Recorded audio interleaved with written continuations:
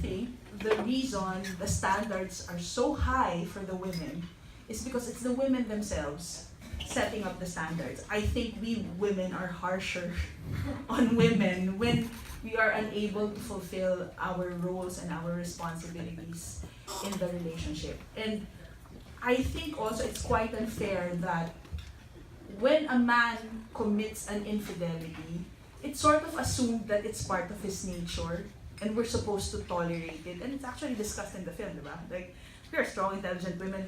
We're not supposed to tolerate cheating. We're not supposed to be cheated on. And yet we stay. Why? Because we are supposed to assume that it is the nature of the man. And it's supposed to be okay. But ako, ang point ko is, it's not okay. It's not some kind of inescapable part of the man's nature to commit adultery.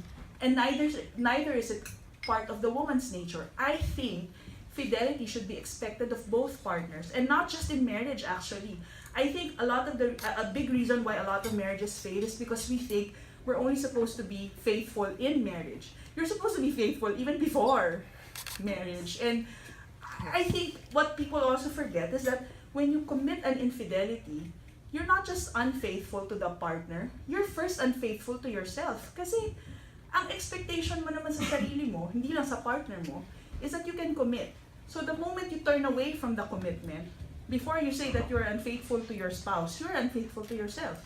You are going against everything you stand for, which is what happened to the character of Anne, which is what happened to the character of Job. I mean, when we open the scene, when we open the movie, I don't know if you remember it, these are two people discussing fidelity in a coffee shop. Diba? They are both people of very high moral standards, which is why ang hirap nung pagbagsak. When they fell, it was a real fall.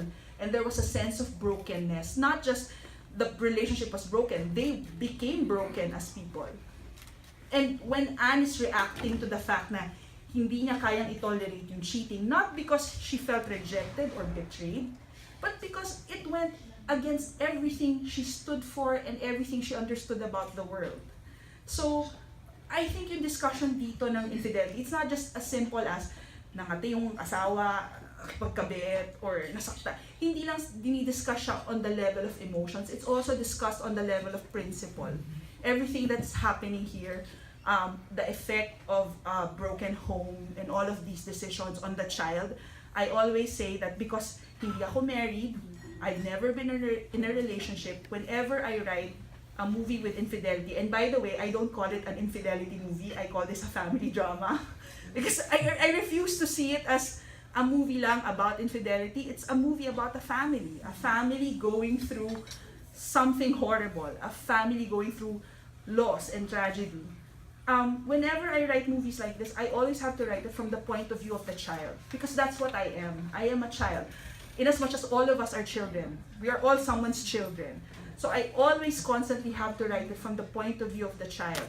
And I believe all the more after this movie that the reason that marriage is supposed to be perpetual, supposed to last forever, is because the result of a marriage is children. And they are your children forever. Which is why it's expected to last forever. Because you have a responsibility to that child forever. Even if he's 60 and you're 90, he's still your child. You are responsible for the child till the day you die. Which is why I think movies like this are important, and what separates it, siguro yun nga, hindi to lang nag-sex or nagka-affair. Hindi. Tinitingnan mo ang mga taong to bilang partners, bilang magulang, bilang mga tao.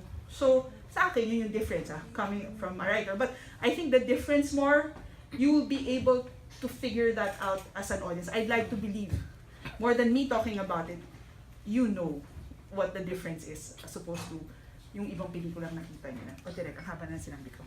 Yun na yun. Thanks, Ate Isabel.